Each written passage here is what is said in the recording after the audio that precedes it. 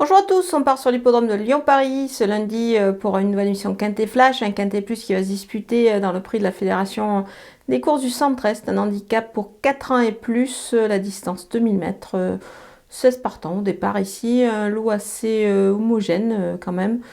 Pas facile de détacher des éléments, mais on va faire notre possible ici.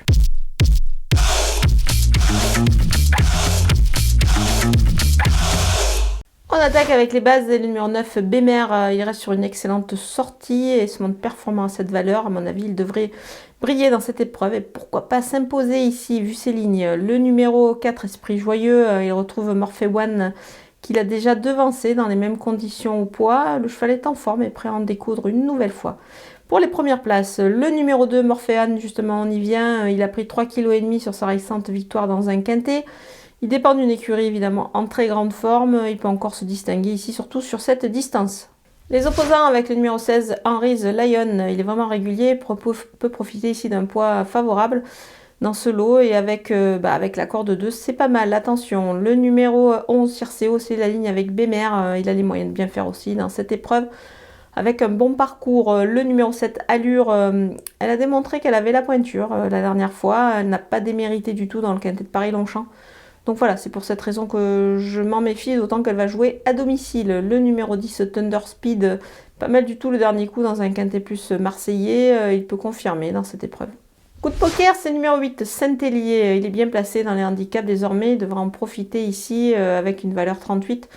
En plus sur cette distance, c'est plutôt pas mal, donc vraiment attention à lui.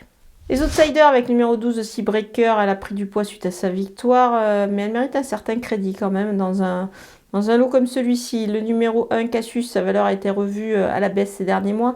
Il va évoluer sur sa distance et il devrait viser à mon avis une belle place. Le numéro 14, Alerio, il a déjà bien couru sur ce parcours. Ça le remonte un peu, il faut voir dans un second choix.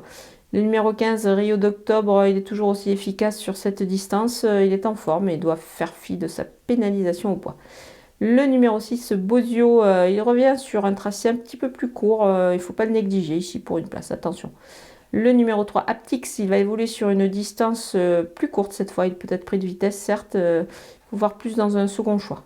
On termine avec les délaissés et le numéro 13, Lorenzo de Médicis. Je le préfère sur des distances un petit peu plus longues. C'est pour cette raison que ici, je vais m'en passer. Le numéro 5, Cash Out, bien plus à son affaire sur des distances plus réduites. Sa tâche n'est pas simple ici. Voilà, on va l'écarter. On a passé en revue tous les partants de ce quintet plus sillonné. Je vous laisse avec ma sélection et mes conseils de jeu.